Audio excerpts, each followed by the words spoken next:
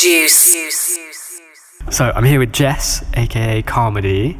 I've just been watching your sound check, which sounds lovely. Can you just explain for people who aren't necessarily aware of you and what you do, what kind of thing you're bringing to the stage? I'm bringing to the stage kind of sad songs that you can dance a bit to, but recently happy songs that you can dance to too.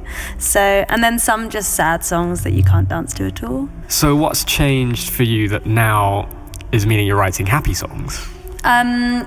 I guess love got a bit less complicated in my love life, but then other things started to fall apart, as life always does. So I found other miserable things to write about, but that's coming soon.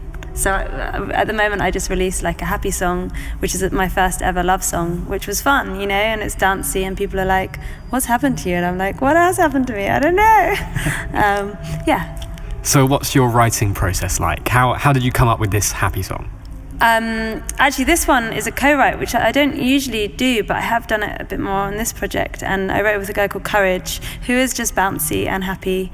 And he kind of brought it out of me, I guess. And I was like, I just want to write something that's a bit joyful. I also think it's really challenging to write a happy song, like a love song, because you automatically go to all the cliches, or I do anyway. And it feels like everything's been said about happy love, but there's so much ground's not the right word, but for the miserable love songs, there's so much you could put into it, like lyrically and adventurously, but for the happy songs, it's a lot harder. So I wanted to challenge myself and do something that made people smile instead of people who made people go like, are you okay? You know, sometimes they're like, are you okay? And I'm like, am I okay? You know, I wrote another song about being depressed and I was like, are you okay, Jess? I had to check in with myself. Is it a kind of therapy for you? Is it a cathartic experience, songwriting? It is when I get it right, but I've got a couple of songs that I've literally been like working on for about a year maybe, or at least 8 months, and I just don't have a chorus, and that's not cathartic, that's painful.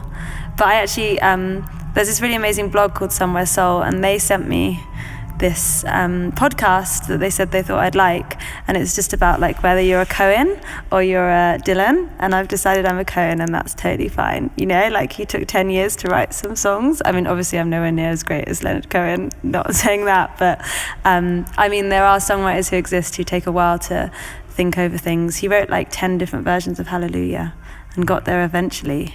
I think it's something like 10, and Dylan wrote like Blowing in the Wind or something in 30 minutes. Right.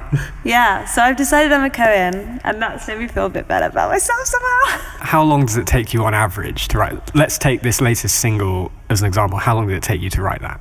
Actually, to write it took about a day and a half because I was writing with someone else, so I couldn't procrastinate, and he was just like, yeah, that's good, put that down. And I was like, okay, usually I'd go around in circles for a while, but yeah, that's good, put that down. It was the production that took a while because it's actually very bouncy song, almost like slightly too bouncy for my Carmody style. So I worked with Jasper Tigner, who did my last like 5 songs, to kind of bring it back a bit towards like more guitar and a bit more kind of a bit darker against the happy, and it is in D minor, so yeah. Okay. Do you know Brighton well? Is this, you know, have you played here before? Yes, I do know Brighton well. I went to uni here, so yeah, it was, I know it really well. Well, I should know it really well. I feel like it's changed a bit, but I love it here.